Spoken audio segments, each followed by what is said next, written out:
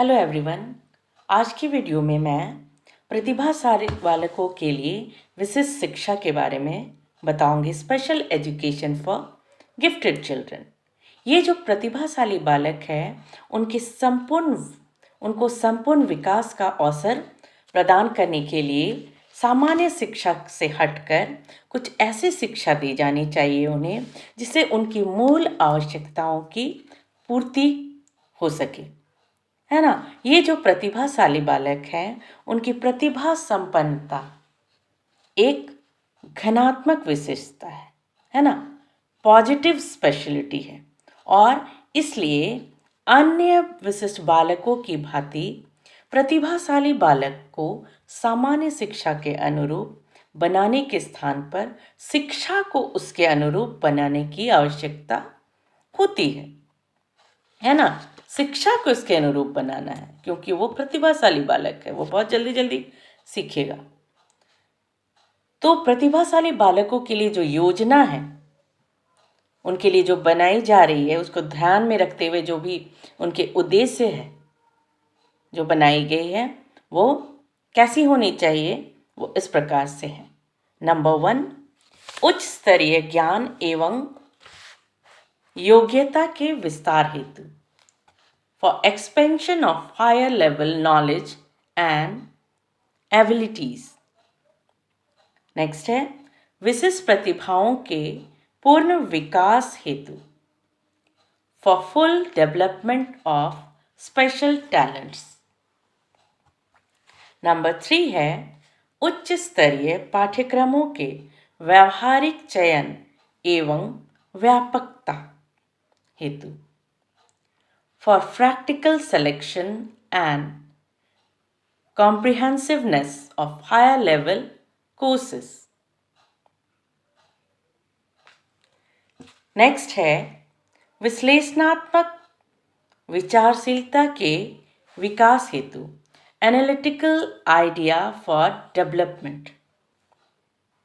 Next उनकी असाधारण इच्छाओं एवं आकांक्षाओं के प्राप्ति के साधन जुटाना और उनके प्रति अति सावधान रहना, gathering the means to achieve their extraordinary desires and aspirations and being very careful towards them। Next उनकी जिज्ञासात्मक प्रवृत्ति को संतुष्ट करने का प्रयास करना, try to satisfy their curiosity। Number 7, उनकी सृजनात्मक एवं क्रियात्मक शक्तियों की अभिव्यक्ति के अवसर प्रदान करना, to provide opportunity for expression to their creative and functional powers। And now विशेष शिक्षा व्यवस्था, स्पेशल एजुकेशन अरेंजमेंट।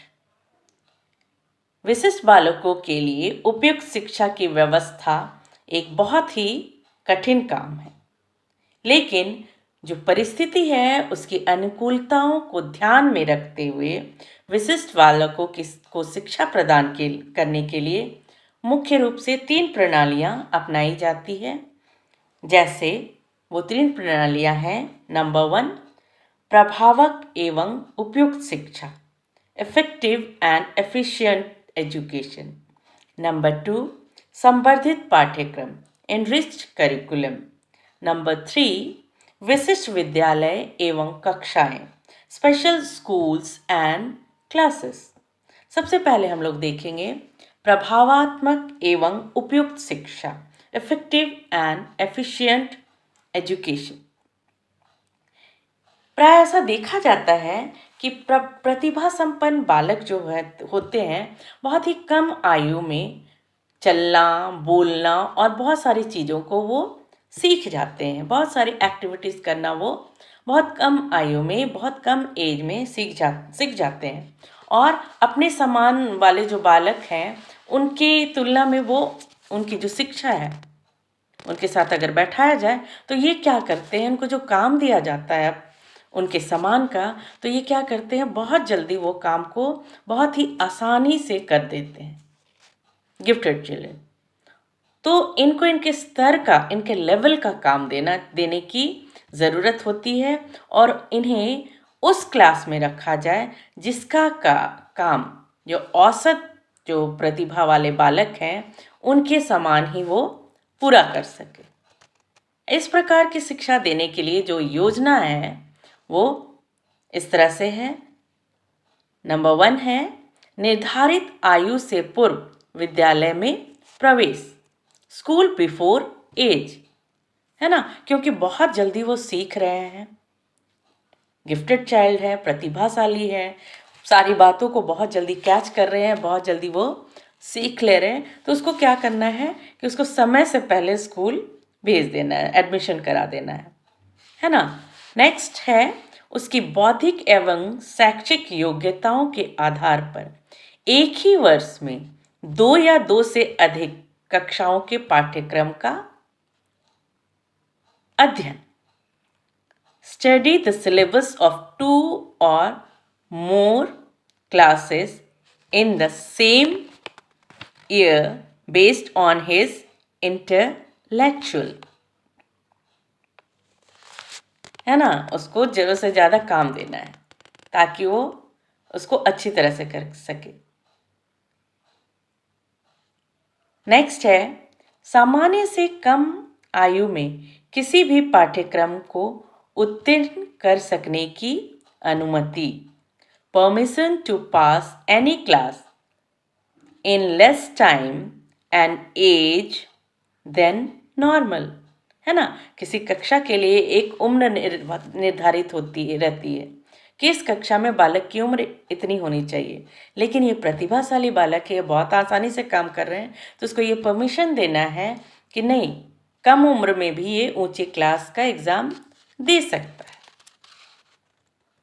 तो ये जो प्रतिभाशाली बालक है के लिए जो ये विधि बताई गई है, तो इस विधि से सारे विद्वान एक मत नहीं है, कुछ ने इसकी आलोचना भी की है और उनके आलोचक जो हैं, जो क्रिटिसाइज कर रहे हैं, उनका यह कहना है, उनका यह मानना है कि ये जो प्रणाली है, इस प्रणाली में बालक जो है क्या करता है, अपने बालक, इस प्रणाली में क्या हो रहा है, बालक अपने जो एज ग्रुप का बच्चा है उससे वो आगे बढ़ जा रहा है ना। तो आगे बढ़ जाने के कारण वो अपने आप को क्या डिस्प्लेस्ड अनुभव करने लगता है, विस्थापित अनुभव करने लगता है, ऐसा आलोचकों का कहना है। और बहुत जल्दी जल्दी उसको प्रमोशन मिल रहा है, क्लास प्रमोशन मिल रहा है, तो क्या हो रहा है, एक क्लास में वो अच्छी तरह से एडजस्ट कर भी नहीं पा रहा है ग्रुप में, वो नए ग्रुप में उसको भेज दिया जा रहा है प्रमोशन दे के, तो उसको एडजस्ट करने में कठिनाई होती है ना। प्रोग्रेस, उसको जो प्रमोशन दे दिया जा रहा है, डबल प्रमोशन दिया जा रहा था, तो इसमें क्या हो रहा है, उनकी जो रुचियाँ, विभिन्न रुचियाँ, शारीरिक विशेषताएं, व्यक्तित्व एवं सामाजिक परिवर्तन वाले छात्रों के साथ वो क्या हो जाता है, कुसमायोजित हो जा रहता है। और यह समस्या जो है उसकी क्षमता और प्रतिभा पर प्रतिकूल प्रभाव डालकर उनको क्या करती है, कुंठित कर सकती है, ऐसा आलोचकों का मानना है। लेकिन ये सारी कमी होने के बावजूद भी यह जो प्रणाली है, यह एक परंपरागत प्रणाली है जो सामान्य परिस्थितियों एवं सीमित साधनों में भी प्रतिभाशाली की बालकों की प्रतिभा को और भी निखारता है, उसको निखारने में सहायक होता है। तो इनके जो समर्थक हैं, उनके जो गुण हैं, जो गुण है उसकी ओर इस तरह से, वो जो गुण है जिसकी ओर उनके समर्थकों को समर्थक आकर्षित होते हैं, वो गुण है नंबर 1 अतिरिक्त प्रगति। उदाहरणार्थ शीघ्र कक्षाोन्नति पाकर प्रतिभाशाली बालक उत्साहित होता है और इस प्रगति को वह एक चुनौती के रूप में स्वीकार करता है। The talented child gets excited by getting acceptance for additional progress and He accepts this progress as a challenge. Next है, विद्यालय छात्र एवं अभिभावकों के समय, शक्ति व धन की बचत होती है. Saves time, power and money for school, students and parents. Next, प्रतिभाशाली छात्र की क्षमताओं का पूर्णतया सदुपयोग हो जाता है ना. Talented students abilities are fully utilised.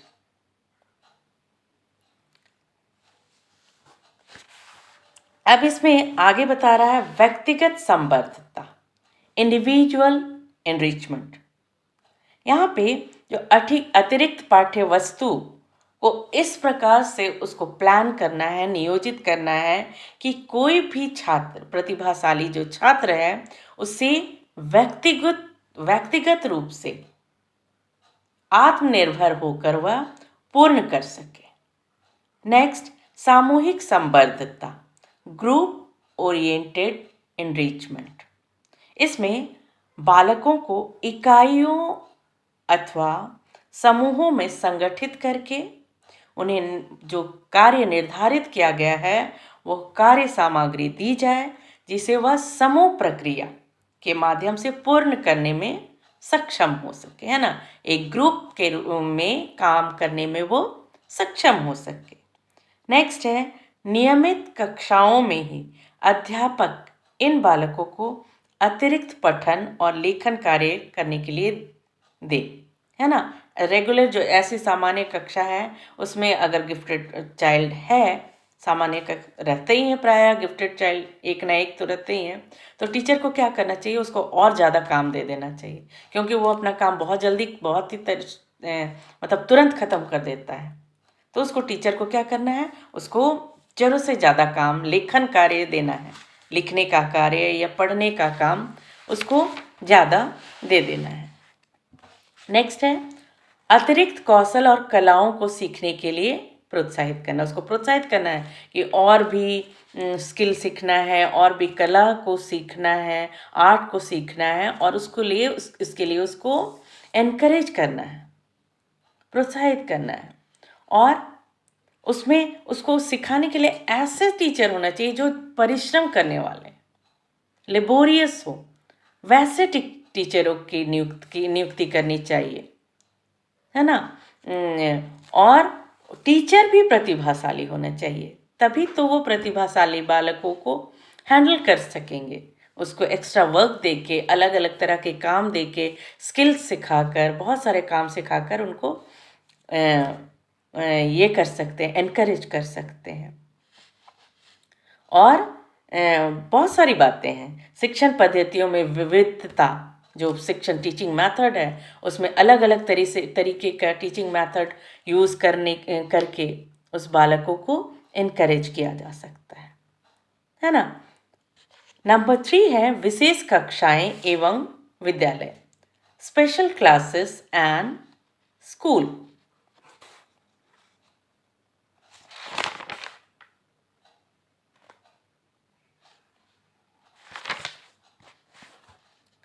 इसमें जो प्रतिभाशाली बालक हैं उनकी शिक्षा के लिए स्पेशल स्कूल्स की और स्पेशल क्लास की व्यवस्था की जानी चाहिए. और इस बात को लेकर अलग अलग विद्वान, ये सभी विद्वान सहमत नहीं हैं.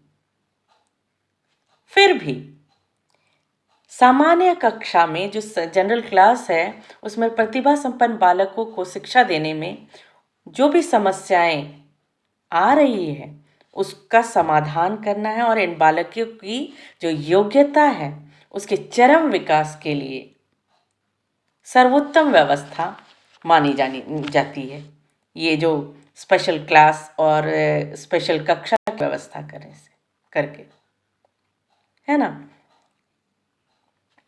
विशेष कक्षाएं कक्षा, ये पॉइंट है, विशेष कक्षाएं, स्पेशल क्लास.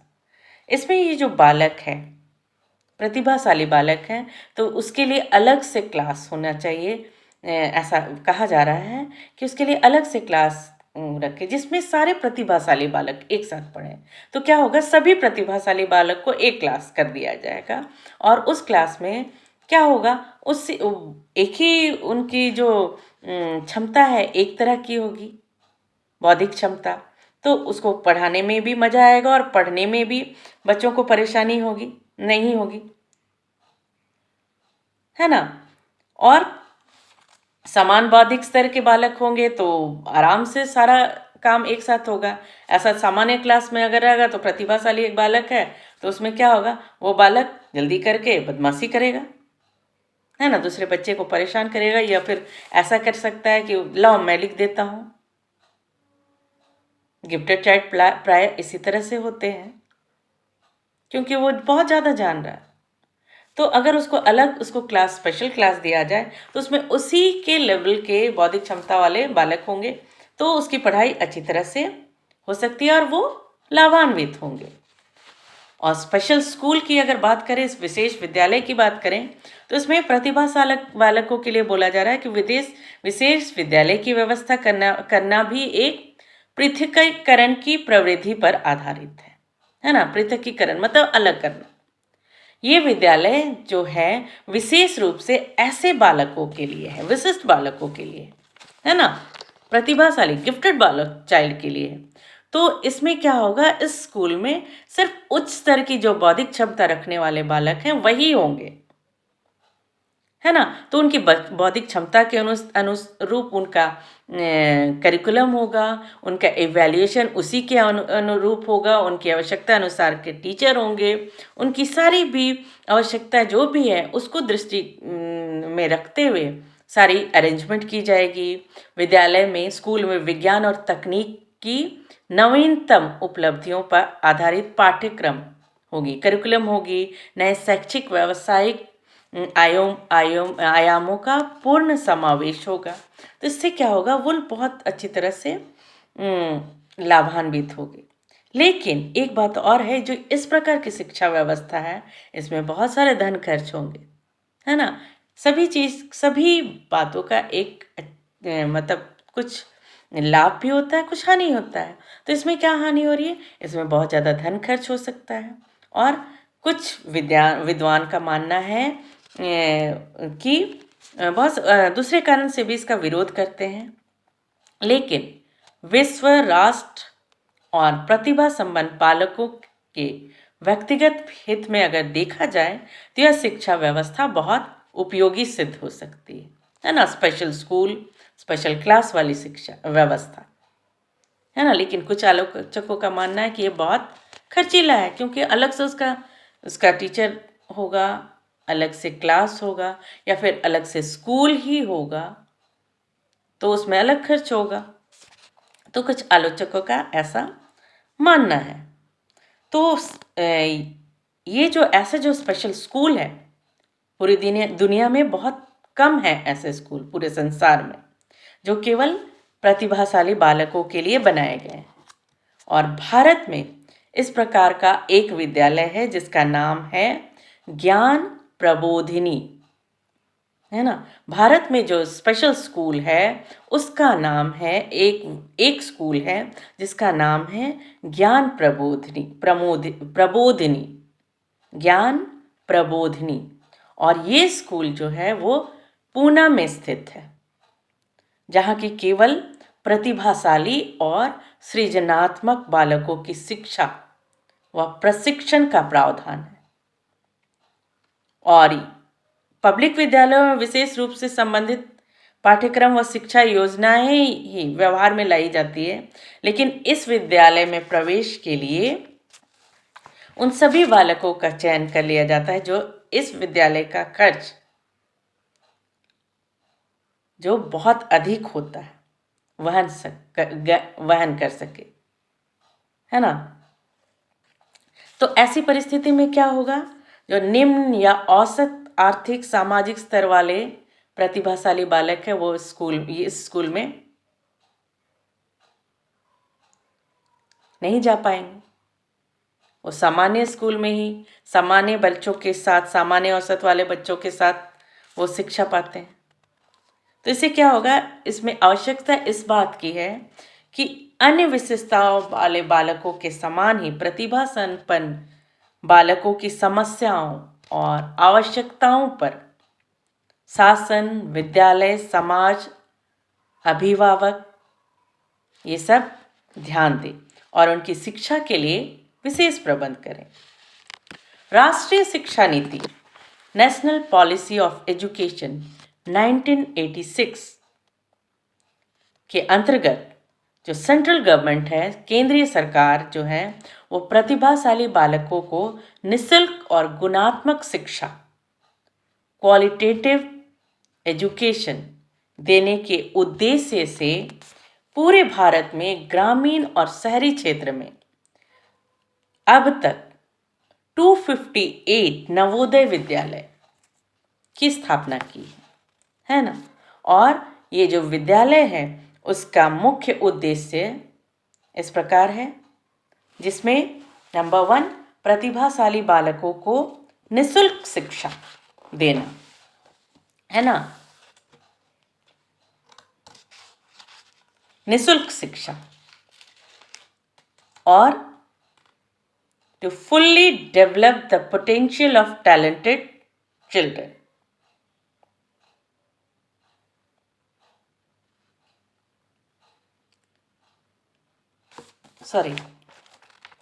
सॉरी ये होगा